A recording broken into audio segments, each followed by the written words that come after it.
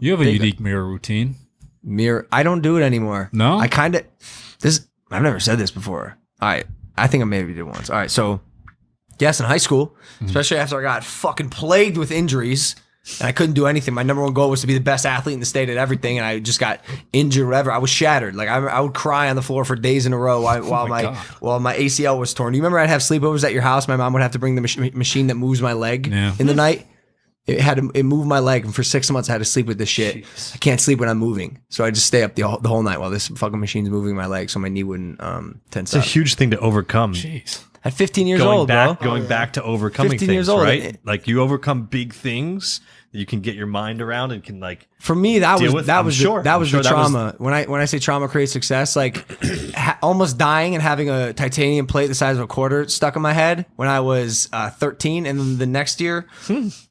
Pulling a piece of cartilage in my knee the size of a quarter that like really only happens to men the age of 50 and 60. Bro, 15-year-old me is fucking devastated. Crazy. Devastated. It's the one thing I want to do. So I started manifesting when I found out about this power of manifestation. The what's it called? The secret? Yeah, the secret.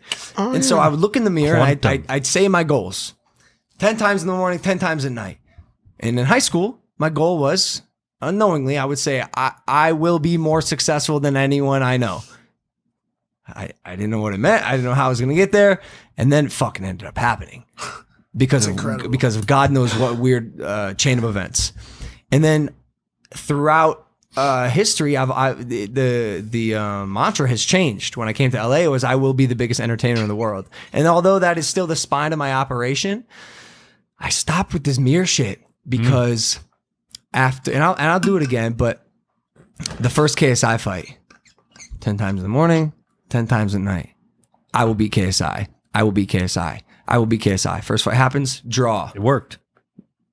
Draw. Didn't lose.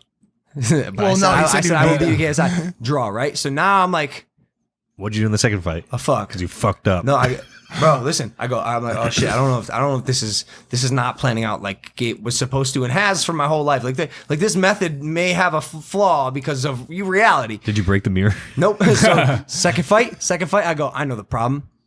First fight, I didn't say when. Second fight, I go, I will beat KSI November 9th. I will beat KSI November 9th.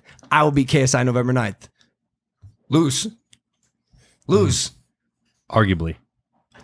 Still lost though, right? Technically, like arguably not a major victory for him, but like still lost. So I started to question. I was like, fuck.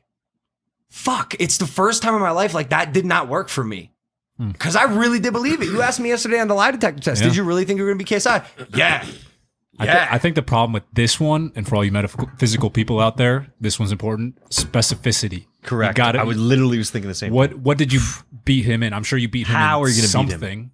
Wait, well, obviously he wasn't talking about chess. Well, it doesn't matter. No, but how? Like, he was not how was I going to do it? I was going to beat him with the jab. What were you going to beat him in? Did you beat him in views? Did you beat him in dollars earned? Did you beat him in punches thrown? I think I'm actually about to pass him in subs. No.